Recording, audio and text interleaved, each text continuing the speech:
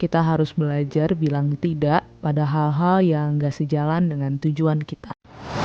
Jangan selalu menyalahkan keadaan, tapi fokus pada hal-hal yang bisa kita kendalikan. Hai kawan, selamat datang di Kulik Bareng, tempat kita buat bahas buku yang bisa menginspirasi dan mengubah hidup kita. Kali ini kita akan membahas sebuah buku legendaris yang sudah membantu jutaan orang di seluruh dunia untuk menjadi lebih efektif dalam hidup mereka. Yap, buku ini adalah The 7 Habits of Highly Effective People, karya Stephen R. Covey. Buku ini gak cuma tentang bagaimana menjadi produktif, tapi juga tentang bagaimana kita bisa hidup dengan prinsip yang benar, membangun hubungan yang lebih baik, dan mencapai tujuan hidup kita. Pastinya penasaran dong? Yuk kita bahas satu persatu 7 kebiasaan yang diajarkan di buku ini. Habit pertama adalah be proactive. Artinya kita harus bertanggung jawab atas hidup kita sendiri. Jangan selalu menyalahkan keadaan, tapi fokus pada hal-hal yang bisa kita kendalikan. Misalnya, daripada mengeluh soal cuaca, kita bisa mempersiapkan payung kalau hujan, atau pakai sunscreen kalau panas. Habit kedua, begin with the end in the mind.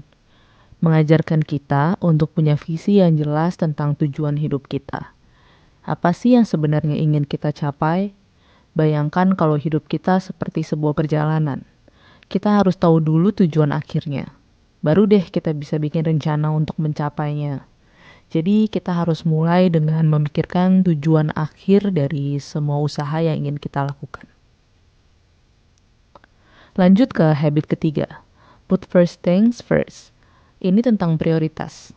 Fokus pada hal-hal yang penting, bukan cuma yang mendesak.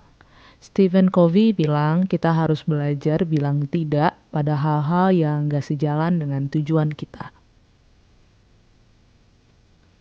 Habit keempat, think win-win. Mengajarkan kita untuk selalu mencari solusi yang saling menguntungkan dalam hubungan dengan orang lain. Kalau kita cuma fokus menang sendiri, hubungan kita bisa rusak. Tapi kalau kita cari win-win, semua orang jadi lebih puas dan bahagia. Habit kelima adalah seek first to understand, then to be understood. Sebelum kita meminta orang lain mengerti kita harus belajar mendengarkan mereka terlebih dahulu. Dengan empati, hubungan kita bisa jadi jauh lebih kuat dan bermakna. Habit keenam, synergize, yaitu mengajarkan pentingnya kolaborasi. Dengan bekerja sama, kita bisa menciptakan solusi yang lebih baik daripada bekerja sendiri.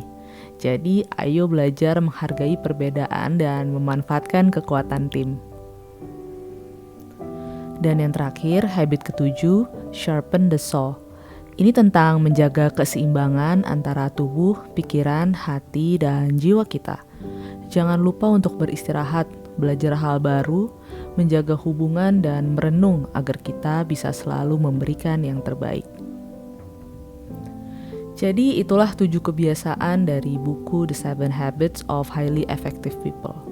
Kalau kalian tertarik untuk baca buku ini, kita benar-benar merekomendasikannya sih.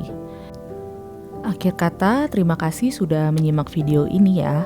Dan jangan lupa untuk selalu dukung channel ini, supaya kita bisa bahas lebih banyak buku setiap minggunya dan bisa bantu kita jadi manusia yang lebih baik lagi.